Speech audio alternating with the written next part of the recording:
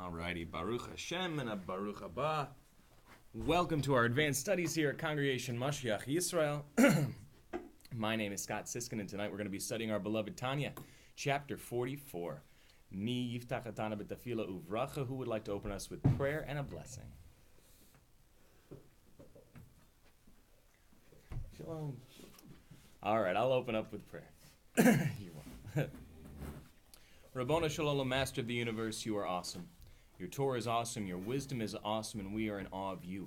We ask that you bless us tonight with your chokhmah, bina v'da'at, your wisdom, understanding, and knowledge, that we should be able to understand your words, receive your inspiration, understand your words, and then integrate your knowledge so that we would be able to develop better emotions towards you, better love, better fear, so that we can more closely relate to you and make straight in this desert a highway for you, that we can hasten the coming of Mashiach. We thank you again for all that you are.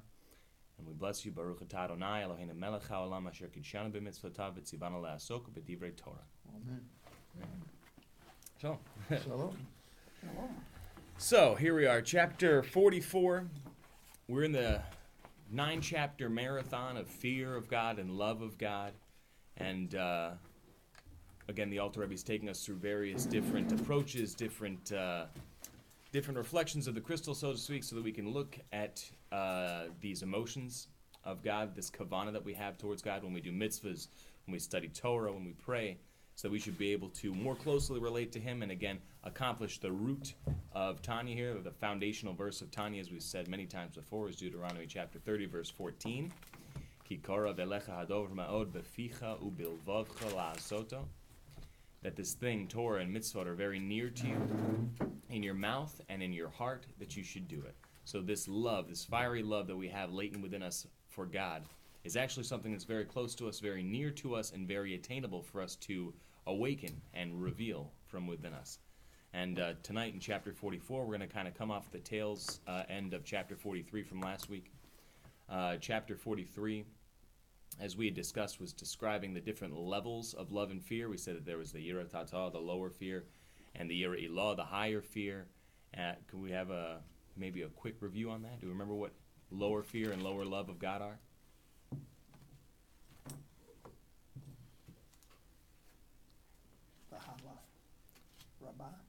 Ahava Rabbah is the higher love.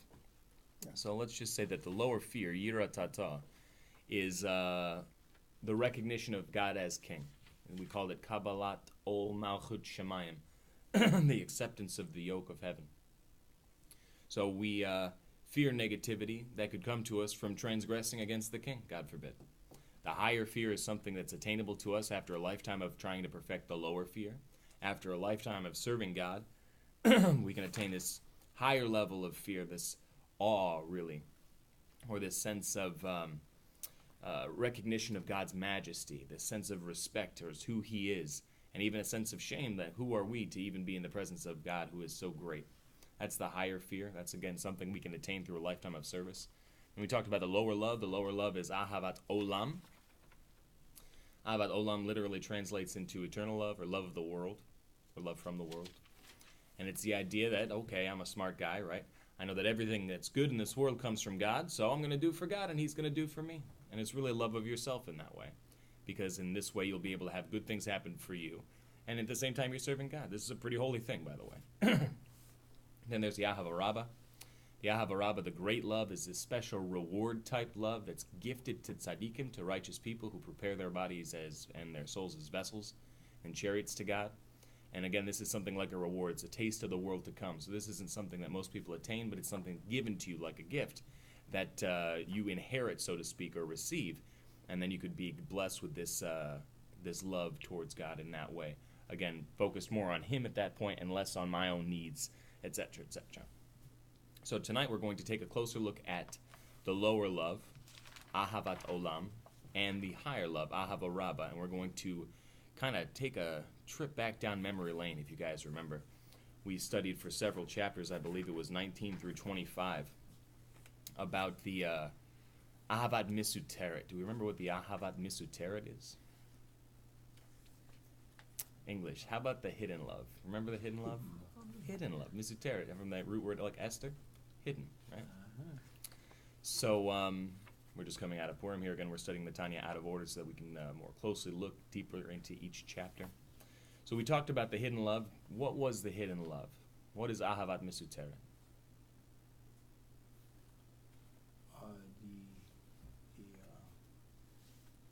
The love that is inherent. Inherent. In the heart of each Jew. It's latent, Of every Jew. possibly even the dormant. worst one. Yeah, a Jew is a Jew is a Jew. It doesn't matter.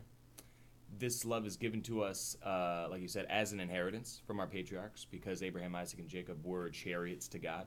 Mhm. And it's bequeathed to us, again, a gift, right? It's an inheritance to us. But it's, again, dormant, hidden, concealed, hidden love, right? Hidden within our heart. And we talked at great length as to how to bring that love about. How is that love that's hidden within our hearts as an inheritance from the patriarchs revealed?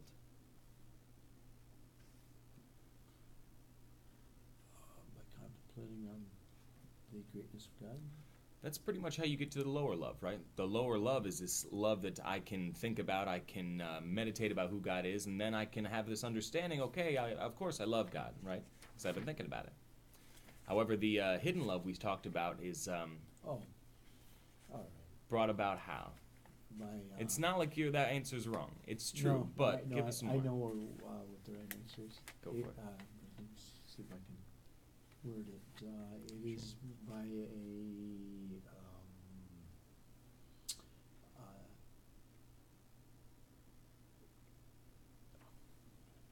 word escapes me, but a situation that you are really pressed in. Okay. You In know, a really tight situation where you're feeling a sense of challenge, yeah. right? Or a sense of threat, Mm-hmm. specifically to your faith and your connection in God, right? Maybe your life. Possibly even your life, right? Mm-hmm. So we talked before in these chapters 19 through 25 about the hidden love, Ahavat Mesuteret, is all about this love that's dormant within us, again, inherited from the patriarchs, and we can awaken it. It awakens by itself when our faith is challenged, when we're in a crisis of faith, when our faith is threatened. When someone says, here, kiss this idol or I'll kill you, we know that Jews in the past, they opted for death. A famous story about Daniel's 3 friends, right? Bow down to this golden statue, we're going to toss you in the furnace, right? What happened? They went in the furnace. Baruch Hashem, God saved them. This is called Kiddush Lashem, sanctification of God's name. And again, that's not something that we advocate here in Judaism. We don't want to have to die for our faith. We want to live with our faith, right? The entire Torah gets violated with a few exceptions to save a life. At the same point, we can use this Bible story, we can use a story from our history where we can kind of take a look as to how this hidden love works. So we know that the hidden love comes out by itself when your faith is threatened. And let's be honest, any Jew or any person who believes in the one God, when asked to kiss a golden statue, is going to feel like this is separating me from God, right? And as such, they're going to say, I can't do that. I'm a child of God, right? That's how it comes out by itself. And we talked about what the Alter Rebbe's instructions were as to how to awaken that within us without having to sacrifice our life. The concept that any time we do a sin, God forbid, we're separated from God in the absolute, utmost, complete separation. At the moment of that sin, totally separated from God. Chas v'sholem, God forbid. Until when, by the way? P.S. Until when? Until you do teshuvah, then you're back with God, Baruch Hashem. But at that moment, you really are separated from God. So if you're separated from God because you're kissing an idol, or you're separated from God because you stole, right? God forbid. Then you're still separated from God, right? If you're a transgressor of the Torah, you're a transgressor of the Torah. As such, the Alter Rebbe says it's much easier to put on tefillin or to make money honestly rather than stealing it than it is to give up your life, right? And your soul inside is ready to give up its life, L'Kiddush Hashem, for the sanctification of God's name. But we don't have to go that far, right? It's a lot easier to just do the stuff that God wants you to do, and your life is not in question. So we talked about this as a way that we can train ourselves to awaken this hidden love that, again, is latent within the heart of every Jew. And we talked about the hidden love after the basic love because, it takes something of a scholar to awaken the contemplative love of God in their heart, right? This ahavat olam. You need to be able to think about God. You need to know who God is, right? You need background, you need experience, you need IQ, you need time, patience. All these things it's required to be able to meditate about God and godliness. If you don't have those things, don't worry. You still have the hidden love that exists within you, which can be awakened if you realize, like a father loves his son or like a son loves his father, I want to be close to my dad. I don't want to be separated from my dad. And as such, I'm going to do what he wants, and I'm not going to transgress and rebel, God forbid. So that's the hidden love. A long introduction, but I think it's important because it's pretty much the topic of chapter 44 here. It's almost as if in this chapter the Alter Rebbe is trying to say, well, where does the hidden love fit in here, right? We talked about Ahavat Olam, the lower love, and Ahava Rabbah, this great love, this gift love, the higher level love. What about the hidden love? Where does this fit in? And as he'll say, a good Jewish answer, it's both, right? It's a gift, and it's something we work on. So the title from our handy-dandy map of Tanya here for this chapter is Further Gradations in Love. Further Gradations in Love.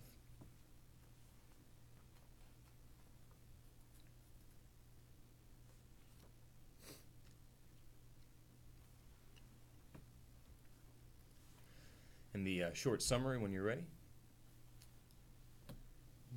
is the love called "My soul, I desire you," which is a verse, is to love God because he's the source of life. So the love called "My soul, I desire you," this is the loving God because he's the source of life.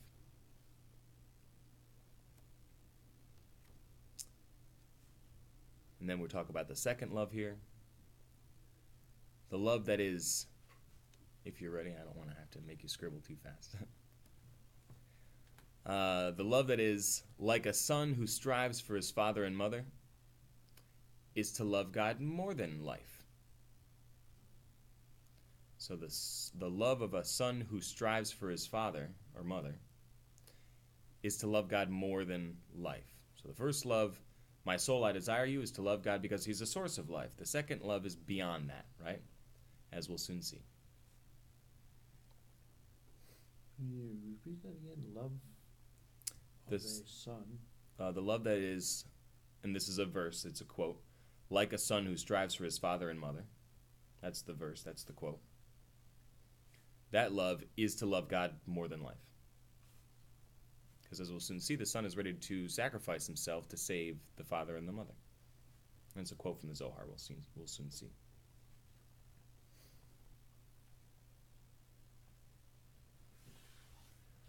Alrighty. Kind of a short and sweet chapter, but again, a powerful one. Long title. Well, that's a short summary. Short summary. All right, we'll begin here, chapter 44, page 232. Each of the said two grades of love, what were the two grades of love? This Ahava Rabbah, the great love, and the Ahavat Olam, the eternal love, or the love of the world, is subdivided into many shades and gradations without limit in each individual according to his capacity, which is pretty fascinating when you think about it. Because when we talk about mitzvah observance, right, you're going to do the mitzvah. Give us a mitzvah. The lulav, right? Sukkot, you have the Feast of Tabernacles, you take the esrog, you take the lulav, and you hold them together and you shake them in 6 directions, right? So if it's a mitzvah, you either did it or you didn't, right? It's like binary code, ones and zeros. Did you accomplish it or did you not? Well, I had the lulav, but I didn't have an esrog. No, you didn't do it, right? I had them, but I didn't shake them. You didn't do it, right? So either you did it or you didn't do it. However, Is a yank. Is a yank, right? The kavana that powers the mitzvah, the soul of the mitzvah. Remember we said like the body of the mitzvah is the action of the mitzvah, whereas the intention, the understanding, the discipline, the emotions, my mind and my heart, when I'm doing the mitzvah, this is the kavana. It's like the soul of the mitzvah. The kavana of the mitzvah, the soul of the mitzvah here, is super, super individualistic. Super individual. Everybody's different. So, okay, yeah, we talked about 4 categories of love and fear, but in reality, every person relates to God in their own way, right? And so there are millions and billions and trillions of different levels of love of God and fear of God because everybody relates to God in their own way, right? And that's totally individual. Even though the mitzvah is either you did it or you didn't, the kavana that powers it, or the kavana that goes behind it and fills it, is going to be based on exactly who you are. And in that way, you are fulfilling a mitzvah in a way that nobody else ever possibly could. Did you ever catch that or realize that? No. It's so important, right? God needs us to do a mitzvah, even though there's people putting on tefillin every day all around the world. He needs me to do it in my way because I relate to him in a way that none of them else can, right? Because it's me. Nobody else knows me but me and God, right? Powerful first sentence. So mitzvahs, ones and zeros. Kavana, a whole color spectrum, right? As is written in the Holy Zohar on the verse, and this comes from the Zohar's commentary on the Eshet Chayil, the woman of valor, Proverbs 31 woman. One of the verses in the Eshet Chayil in the Proverbs 31 is that her husband is known in the gates, right? Her husband's known in the gates means literally that if you have a good husband and a good wife, right, and the wife is a woman of valor, right, she's a really, really great individual, then she is going to make that marriage unit powerful and dynamic and applicable, and he's going to be a presence in the community, right? That family is going to be a pillar of the community, right? This is because of the woman of valor, right? The men, they get dragged along to everything. It's the woman who powers that everything, right? As Rabbi Gordon used to say, his grandchildren would say, "Are you the Zaidi who lives in Bubby's house?" And he would say, "Yes, I'm the Zaidi who lives in Bubby's house. I'm the Zaidi, but it's Bubby's house." Right? So that's on the literal level. That's the Eshet Chayil, the woman of valor. On a deeper level, right, Zohar, Kabbalah gets us the deeper levels. What is a man and what is a woman, according to Kabbalah? Talk about it all the time. Right and left. Right and left side versus the left side. So father and mother in Kabbalah are Chokhmah and Bina. Chokhmah and Bina, wisdom and understanding. Two good friends who never separate, right? And they get together through Da'at and make the 6 children. Chesed, Gevurah, Tiferet, Netzach, Hod, Yesod, right? All imagery of God's functionality. Its attributes of how he relates to us. So, as is written in the Holy Zohar, on the verse, her husband's known in the gates, that this refers to the Holy One, blessed be he, who makes himself known and attaches himself to everyone according to the extent which one measures in his own heart. Like we said in the beginning, the kavana is totally individual. The mitzvah, you did it or you didn't. And again, as we discussed many times before in chapters, 30, that 3-chapter segment right before kavana, whatever it was. I guess it's 35 through 7 maybe. That if you have all the kavanah in the world, but you don't have the mitzvah, you have accomplished nothing, right? You need the mitzvah to be the vehicle to carry the kavanah. The kavanah is totally individualistic. The mitzvah is totally uniform, right? Almost like the Senate and the House of Representatives, right? The Senate, everybody gets 2, okay? House of Representatives, it depends on who you are, right? Maybe that's not the best example. All right, moving along. Therefore, fear and love are called the secret things that are known to the Lord our God. This is another verse from Deuteronomy at the end. I believe it's Parshat Etzavim, where the famous verse, it says, the hidden things belong to the Lord our God. Do you know how the verse ends? Powerful message. The hidden stuff, it's God, right? The revealed stuff, it's for us and our children forever, so that we could fulfill the words of this Torah, which is pretty fantastic. If you look at how many different religions and spiritual groups throughout the ages have gone and just in the pursuit of spirituality, they want to know all the hidden stuff. They want to know the mysteries, all the secrets. You know, you want to sell a book today on spirituality, just put mystery in the title, right? It works really, really well. Because people want to know the hidden stuff, the secret stuff. That's what they want to know. God says, leave the hidden stuff alone. Follow the words of the Torah. That's why I gave it to you, right? Anyways. So the hidden things are for the Lord our God, while the Torah and the mitzvot are those things which are revealed to us and our children forever, in order that we should be able to do them. So that we should do them. So go do them. For we all have one Torah and one law, right? Mitzvahs are uniform, insofar as the fulfillment of all the Torah and all the mitzvot in actual performance is concerned. Again, it's a pass-fail system. Either you did the mitzvah or you didn't. Either you accomplished it or you didn't. If you, as we were saying earlier, you said Shema in your head and you didn't move your lips, you didn't accomplish Shema. It was wonderful kavanah.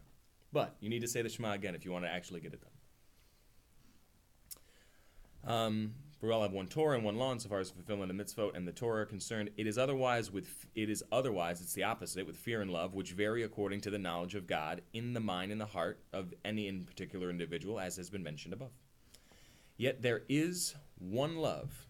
Remember that song? There's one love, which not even a chuckle, huh? Okay. Thank you.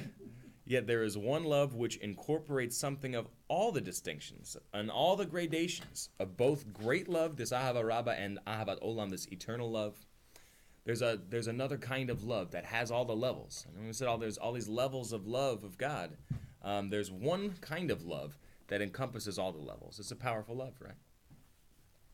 And it's found equally in every Jewish soul, anyone who's connected to the olive tree. As we said in our introduction, it's inheritance from the patriarchs. We inherit it from our patriarchs. And that is what the Zohar says on the verse, my soul, I desire you at night. What is it? Nafshi ivi sicha. My soul, I desire you at night. That's from Isaiah 26. That one should love the Holy One, blessed be He, with the love of the soul and the spirit, as these are attached to the body, and the body loves them, and so forth. The note here says this love of God is equated with the love of life itself and somewhat less altruistic than the love defined further on. Altruistic is a word meaning you do it without thought of reward. You do it for people. You do with no thought of myself, right? Philosophers have written a book about whether altruism ever actually exists or not. Right? So, the verse says, my soul, I desire you at night.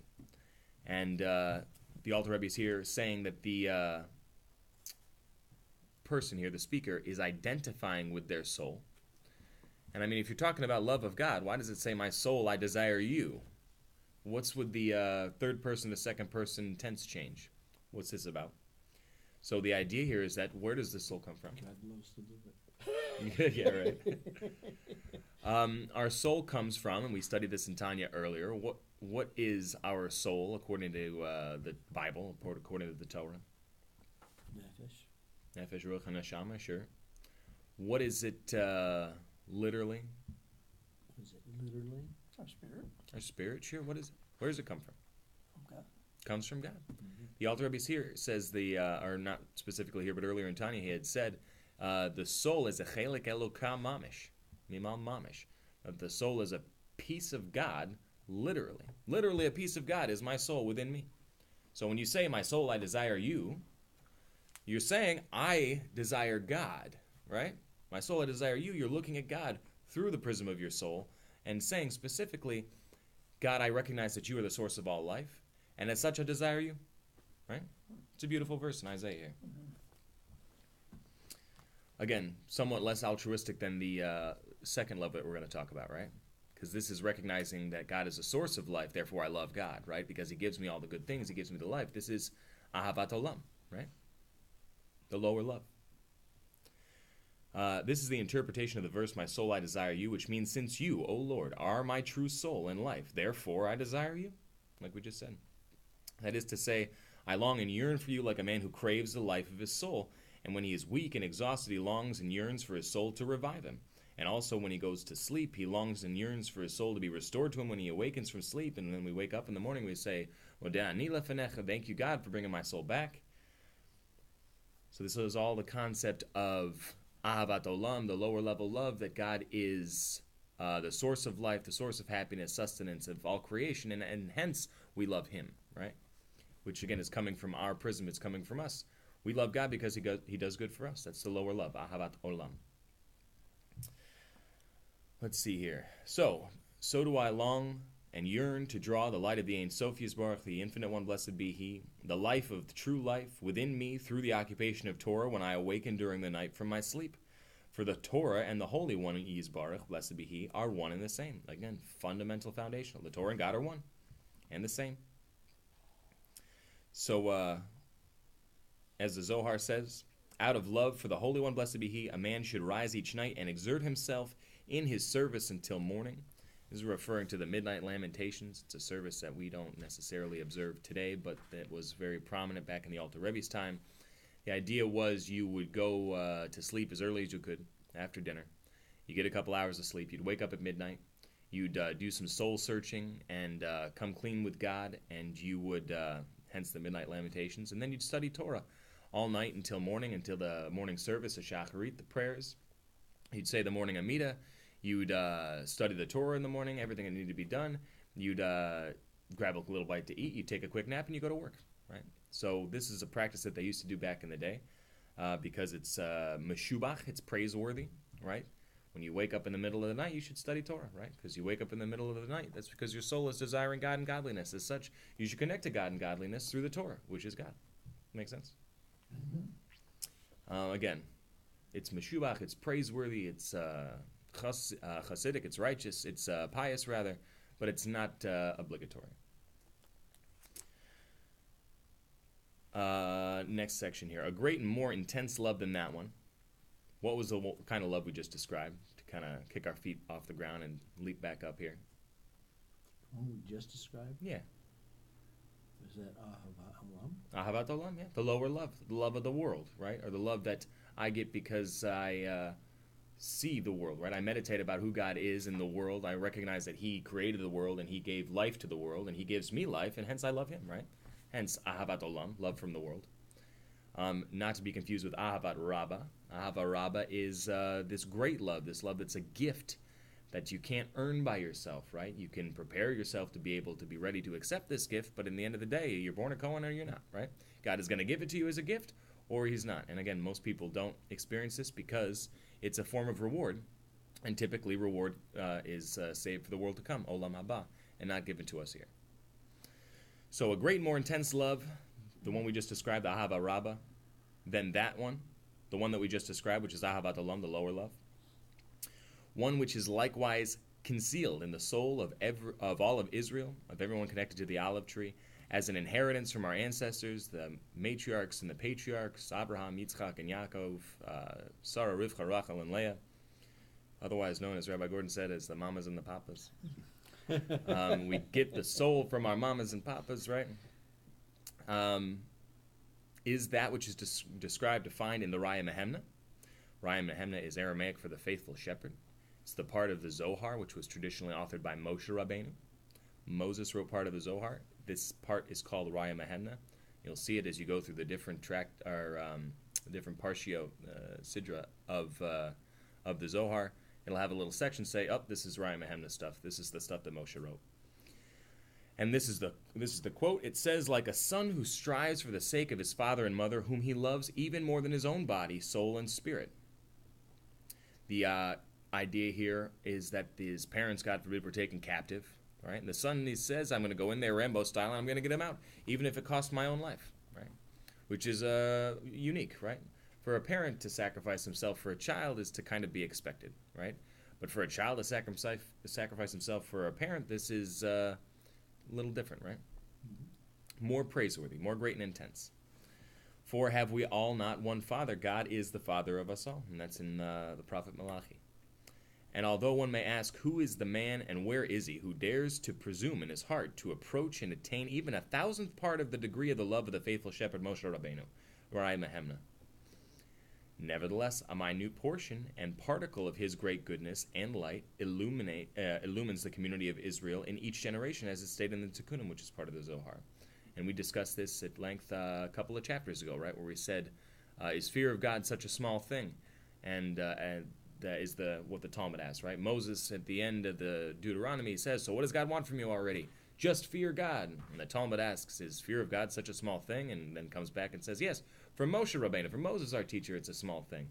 And then the students of the Talmud are left like, well, how does that help us? So the Alter Rebbe comes in and says, there's a piece of Moses within you, right? There's a little piece of that tzaddik that's within each of us, right? There's a little representation of Moses in every generation, and he is connected as the head soul, the eyes soul, to the entire olive tree of that generation. And we discussed it at length a few chapters ago. So, how could we possibly say that I have this great love? Well, I got a little bit of Moshe in me, right? I got a little Mashiach in me. This energy is tapping into the same source. Hence, this love that we're describing, this hidden love, incorporates both levels, right? As we'll see some more soon here. Let's see, and this is what it stated in the Tikkunim, that an emanation from him, from Moses, is present in every generation to illumine them. and so forth. So only this glow, right, this reflection, is in a manner of great occultation and concealment in the souls of all Israel. I believe that's the kind of Occultation. not revealed, I think, is the idea that's going here, like the opposite of shining. Okay. Because there's a relationship to the word occult here. Yeah, that's like dark stuff, right? Uh-huh. Not concealed, not revealed, not bright and shiny, right? And this glow, right, this piece of Moses, it's not like my soul is Moses' soul, right? But they're related and connected in a very intimate way, as it is with all of you. But it's just a glow, right? It's just a little bit. It's not like, oh, shining forth that this is obviously Moshe. You'd have to dig for it to be able to see any kind of truth that's in there, right? So, let's see here. But to bring forth this hidden love, this ahava mesuteret, from its veil of concealment to a state of revelation, to be manifest in his heart and in his mind, not beyond reach, or is not beyond reach. It's not far off, but it's very near to you, in your mouth and in your heart, that you should be able to do it. Again, this is the foundational verse of the whole Tanya here, book 1 of the Tanya, Deuteronomy 30:14. So how is it possible that we could bring out this hidden love from a state of concealment into a state of revelation, right? Right now I could say that I love God, but I don't feel it passionately, right? If I want to feel it passionately, what do I have to do, as we discussed before? And it's the same thing as the ahavat olam, the lower level love. How do you bring forth the lower level love? What do you think? How do you bring forth the lower level? Yeah, lower level. By contemplation on the By contemplation and meditation of God and godliness, right? The higher level love is a gift. The lower level love we can attain by ourselves. How? By thinking about God, meditating about God and godliness, by thinking about who He is. And that, again, is why it's called ahavat olam, love from the world, because we look at creation, we see how great God is, and we say, please, God, give me, because I love you, right? So the Alter Rebbe is going to say how to bring this out here. That is to say, what does the verse Deuteronomy 30:14 mean already? We've seen it from many different lights. But how is it possible to do it? That this love is really near to me, and what does it mean? It's in my mouth, and it's in my heart to do it. The Alter Rebbe says, practice makes perfect, right? That is to say, it should be habitual on his tongue and voice to arouse the intention of his heart and his mind, to immerse his thought in the life of life, the Ein Sof Yisbarach, the Infinite One, blessed be He. For He is literally our true Father and the source of our life, and to awaken our love for Him, like the love of a son for his father, and when he accustoms himself to this continually, habitually, habit will become nature. This is the concept we have in English called second nature, right? How does something become second nature? Practice makes perfect, right? How do you get to Carnegie Hall? Practice, practice, practice. So, how do we take this hidden love and bring it into a state of revelation? The same way we acquire this ahavat olam, this lower level love, by meditating about God and godliness. The more the better, right? You need to take time and study about God and godliness. You can't meditate about something you don't know, right? So you have to know it first. You have to learn it first. You have to come to a study like this where we could talk about it a little bit. And then you need to go home and you need to take time and think about it. And the more time that you spend thinking about this, the more revealed that love will be in your heart and in your mind, to the point where it's on all the time. It's like second nature. Oh, that guy, he clearly loves God. He's thinking about him all the time, right? I don't know how you could say what someone's thinking, but... All right. So, what happens if you have a situation where you're doing this? Okay, I'm thinking about God. I'm thinking about godliness, and I'm meditating about who He is. He's the source of all life, the master of all causes and the producer of all effects. He does all the good things in the world for me, and I love Him because of this, so He should be able to give me more, right? This is good. This is good. This is a holy service. It could be better, but, What happens if you're in that frame of thought, and you think, well, a little Amalek dips in, right? A little suffix, a little doubt comes in and says, do I really love God, or am I just thinking this stuff in my head? Is it true? I mean, in spiritual service, we have to really be careful to hone in on truth, right? We can't fool ourselves to think that we're some great tzaddik when we're not. That could lead to all kinds of problems, right? So we need to be sure. We need to be true in our service. So what if it's not, right? What if I don't really love God, and I just think that I do, right? Is this a problem? The Alter Rebbe says. What did you say? Well, no, I mean, I'm just thinking, this is something that has just got constant with me. Mm-hmm. I need to know the Lord more. I want to know Amen. Him Amen. So should we all. more and more. Yeah. So the Alter Rebbe says, if you feel like you're not far enough, you feel like it's not true enough, don't worry, says the Alter Rebbe. Don't you worry about the thing. It's going to be okay. Like the psalm says, like a deer panting for the water. That's beauty. Even if it appears to him at first sight that this is an illusion, he need not be concerned, because it is actually intrinsically the absolute truth by virtue of the hidden love. One way or the other, no matter which way you slice it, the hidden love is there within the heart of everyone who's connected to the idolatry. It's there. So if you don't bring it out to the fullest extent, or you think like maybe it could be brought out more, maybe it's not really true, in the end of the day, it's still there, right? That's why it's called a hidden love, because it's already there. Mm-hmm. It was given to us as an inheritance from the patriarchs and the matriarchs, right? Because of their service of God, because they were chariots for God. So in this way, we can see that the hidden love, again, is a little bit like Ahavat Olam, the love of the world, because you got to meditate on it to bring it out. And it's a little bit like Ahava Rabbah, the great love, because it was given to us as a gift. Not in the same way that God gives a tzaddik his reward in this life, this Ahava Rabbah, but it is still bequeathed to us in a form of inheritance, which is like the same as a gift. So, if you think it's not good enough, don't you worry. Keep at it. Keep practicing. Don't get discouraged. Because it's really, truly there. It's within you. Otherwise, the verse in Deuteronomy wouldn't say it, right? You know, that it's really here. It's in your heart and it's in your mouth, so you could do it, right? Mm-hmm. Moses wasn't speaking to himself, right? He wasn't. He was saying it specifically to every person, every generation who's going to read the Torah. But the purpose of its emergence, this hidden love, into the open, is in order to translate it into action. Again, the verse says, it's very near to you in your mouth and your heart to do, right? And we've put the comma at pretty much every different point of that sentence you could throughout our whole study of Tanya here, right? It's in your mouth, comma. It's in your heart, comma. It's in your to do, right? Put a colon right there. It's in all of this stuff specifically to do, right? So go do it. So the purpose of this is to translate it into action, namely the occupation of the Torah and the mitzvah which he studies and performs as a result of it, with the intention to bring gratification before him, Yisbarach, the Holy One, blessed be he, like a son serving his father. So at the end of the day, and again, critical, important message, what's all this meditation about, right? We're not talking to go and sit on a mountain and stare at the mist and, have this great spiritual experience and then do nothing with it, right? That's not what we're saying. If you need to sit on a mountain to think about God and that helps you, God bless you. That's fine. But if you're not coming down off the mountain at some point and doing the mitzvahs and studying the Torah that God gave you to study and the mitzvahs that he gave you to do, then all that time on the mountain was wasted, wasn't it? Right. Concerning this, it was said that a good thought is united by the Holy One, blessed be he, to a deed. And this is from the Talmud Tractate Kedushin, page 40, side A. And it's a fundamental precept, so it might be something that you might want to remember. A good thought, the Holy One connects to a deed.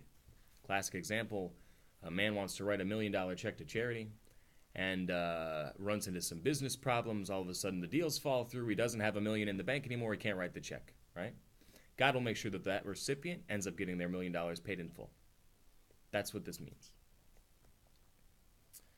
So, a good thought is united by the Holy One, blessed be he, to a deed, providing the wings. We talked about love and fear being the wings, like wings of a bird, to soar upward, as explained earlier.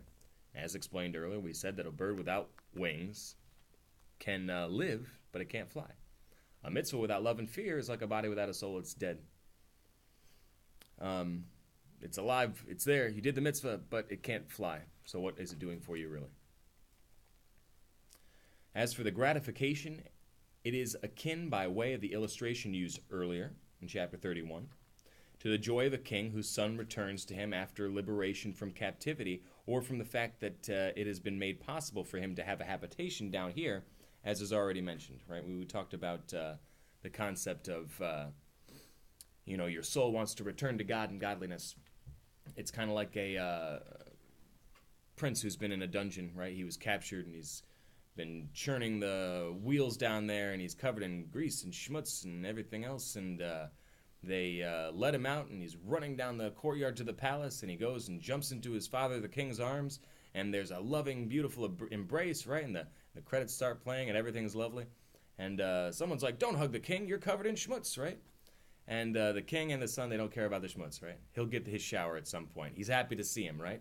So yeah, very difficult, very tough being in this dark world, and we don't get to have the experiences that we want, and we don't get to see God the way that we want, and we struggle all the time with the spiritual stuff, and temptation's a real thing, and it's a real problem, and the world's going to God only knows where. But at the same point, what are we supposed to do with all of that pent-up energy?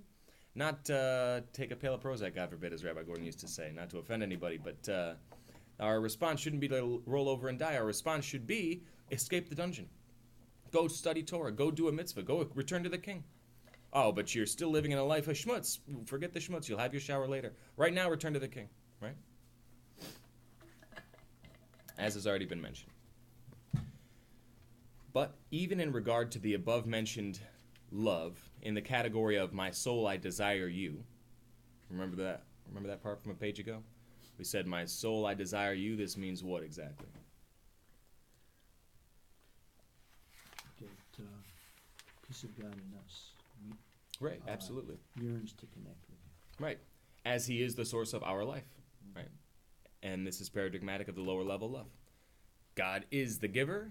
I love him because he gives me. So, even in regard to the above-mentioned love in the category of my soul, I desire you, it is readily possible to bring it out of its concealment into the open through constant practice with mouth and heart in full accord, as we had just said previously. However, even if he can't bring it into a revealed state in his heart, nevertheless, he can occupy himself with the Torah and the mitzvot for their own sake, lishma, for their own sake, through portraying the idea of this love in the contemplation of his mind, and a good thought, again, is united by the Holy One, blessed be he, to a deed. And we said a lot of this earlier in the chapters where we were talking about the hidden love, where we had said that, the Ahava Rabbah, the lower level love that you need to meditate on, and then you can bring it out into a state of revelation from a state of concealment. That's tough to do sometimes, right? You can't really do that if you don't know what to think about, right? You don't know that God created everything, and you're just looking at the mountain, and you're like, wow, the mountain's really nice. You're connecting to the mountain, right? You're not connecting to God. But you recognize God as the creator of the mountain. This is good. So, you need the right imagery. You need the right background, education, IQ, time, patience, right? You need all these things to be able to meditate. So if you can't do it, for one reason or another, still do the Torah, or study the Torah and do the mitzvah, and God will connect a good thought to a good deed. Just by doing the Torah and the mitzvahs, you will eventually reveal that love, even though you weren't able to before, right? Mm-hmm. Just like the man who wanted to write a check to charity, and he couldn't because the bank account all of a sudden is empty. God makes sure the charity gets the money anyways. However, even if he... Oh, no, we already said that. That said, two distinctions of love, though they are an inheritance from our patriarchs, and like the natural instinct of our souls, and so, too, is the fear that's contained within them. And we talked a lot previously about the fear that's contained within the hidden love, which is pretty simple to think about it. And the basic, I know that I'm connected to God. I don't want to be separated from God, right? So if I know I'm connected to God... the fact that I don't want to be separated from God, that's the fear, right?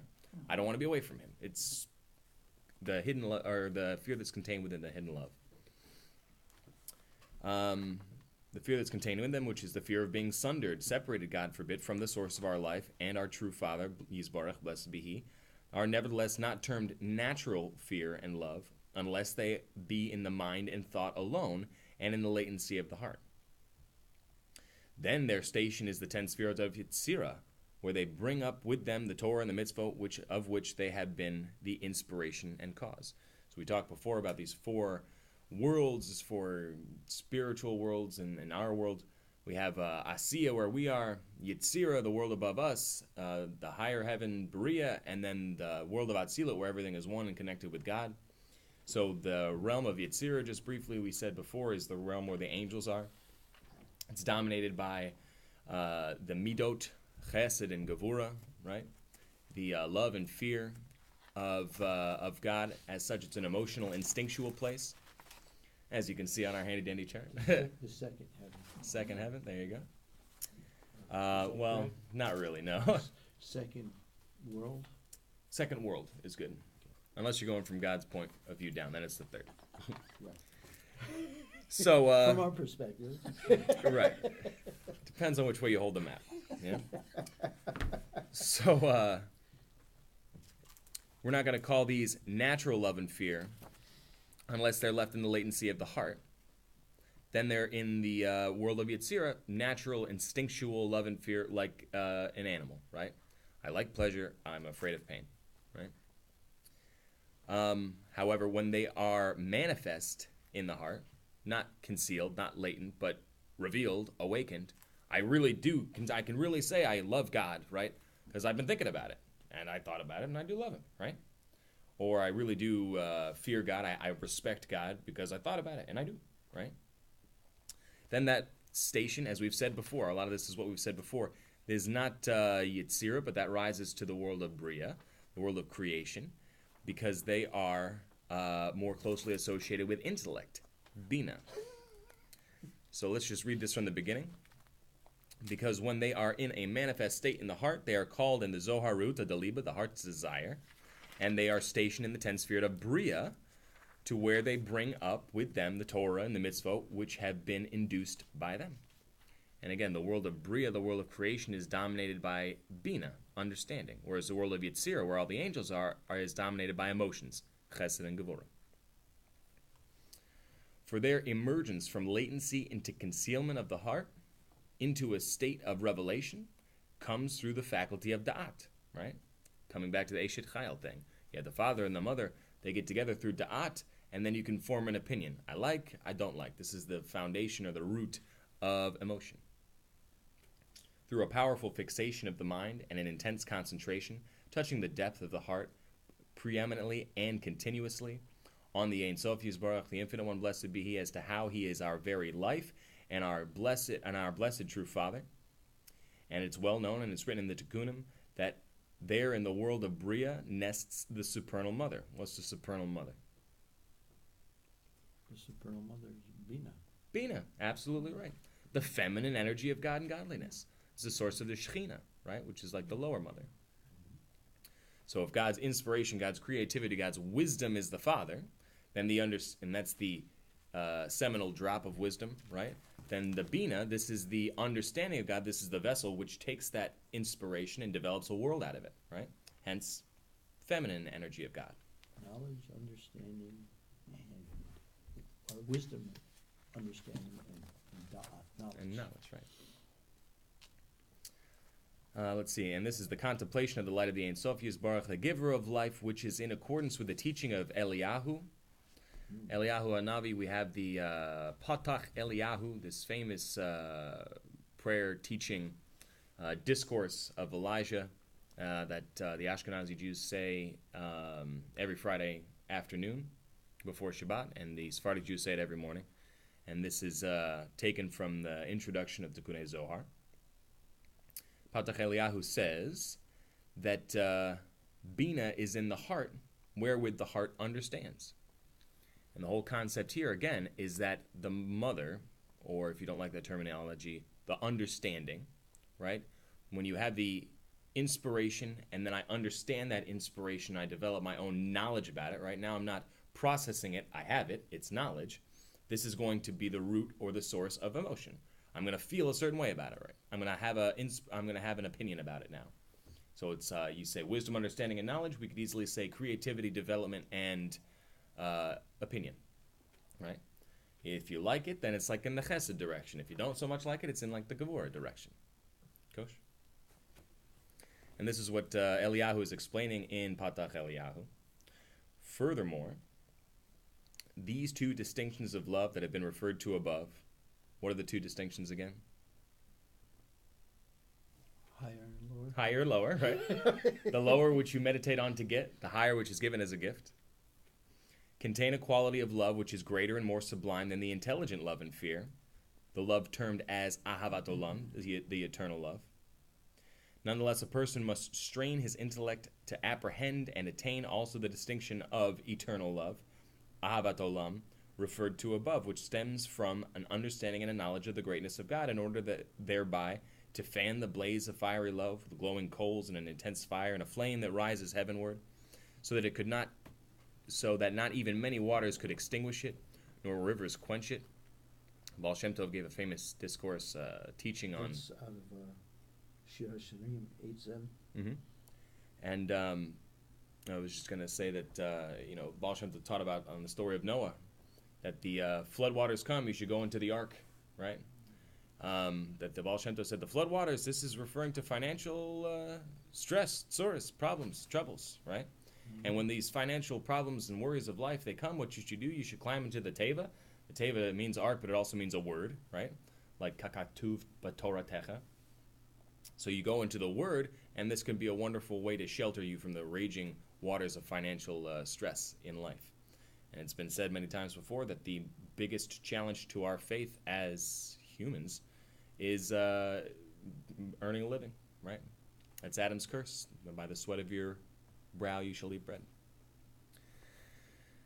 So we want to build up this fire very, very hot and very powerful for God, like a flaming furnace, so that even the waters of testings, of financial troubles, of all kinds of troubles that come to us in living life in this world can't quench this tremendous fire we have for God.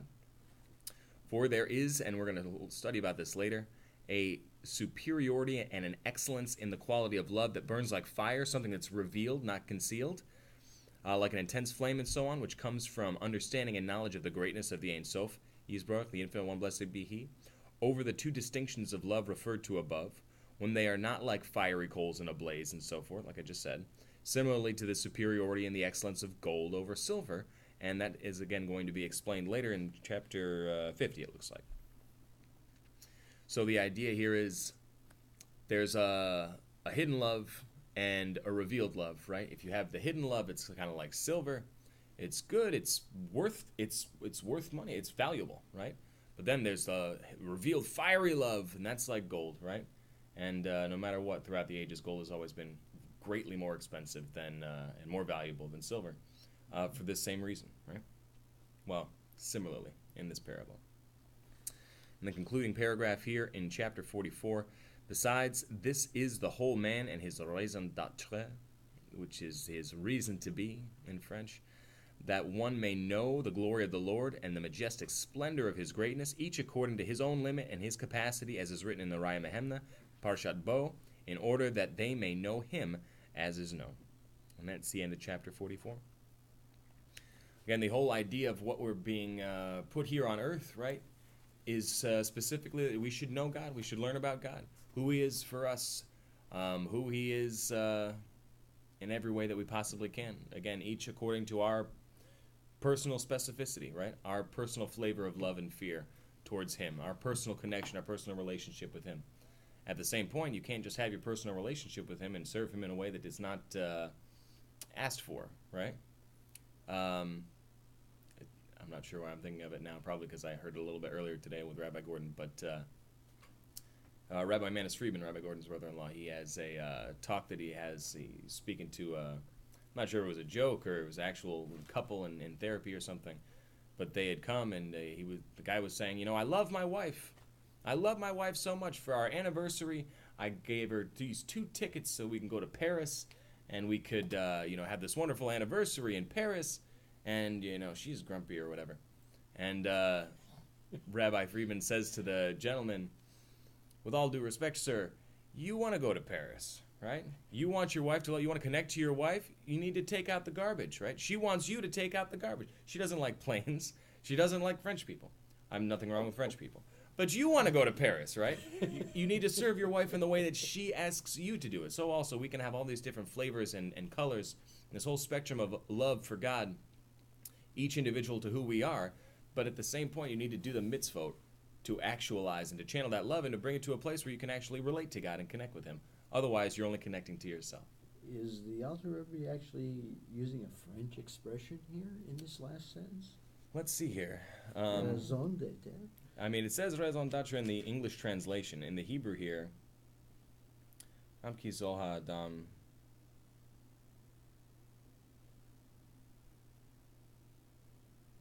I thought it was kind of out of place. It does not look like French in the Hebrew here. So there's that. But that's how it's interpreted in English. Yeah. His whole reason to be. His whole reason to be.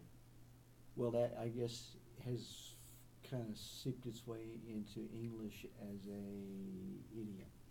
Well, you know, Kind of, English right? is a good conglomeration language anyways, right? We take a lot of roots from a lot of places.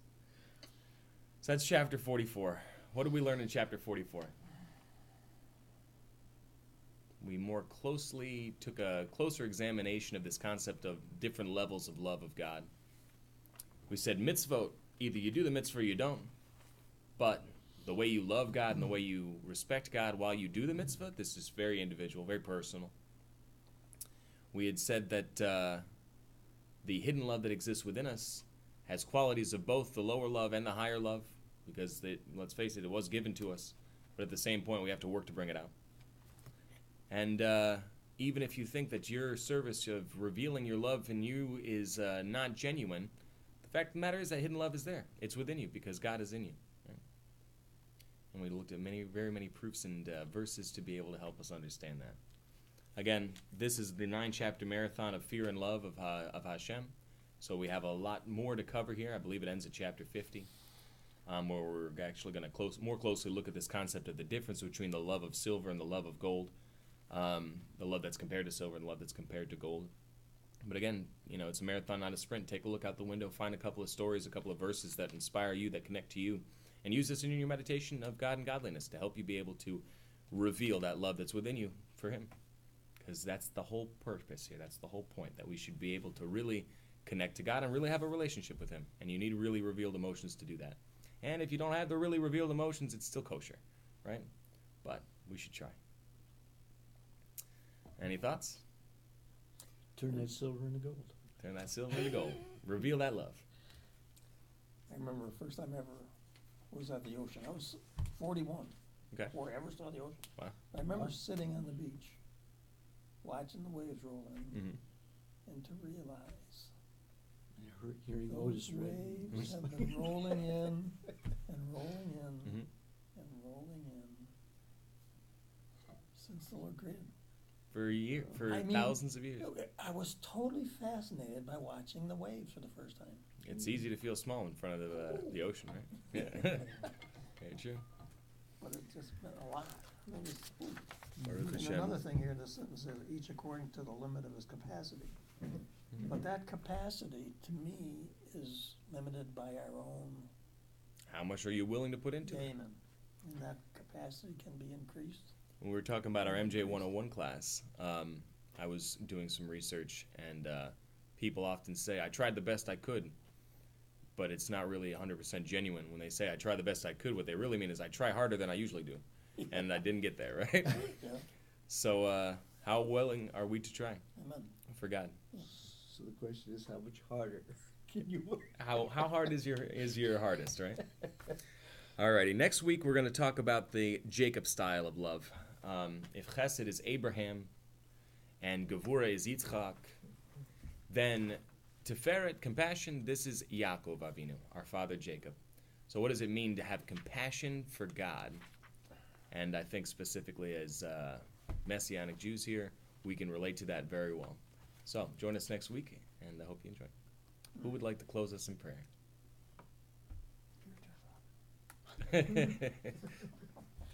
Avinu Malkeinu, our Father and King, we thank you for this time of study, for your wisdom, your understanding, your knowledge. Lord, we pray that you give us the da'at that we need to bring up that lower love to a higher level, to a deeper level, or to just access you. What part we can of you in a greater way, because we love you. Amen. Amen. Toda Rabba. Excuse me. Join us next week. Okay.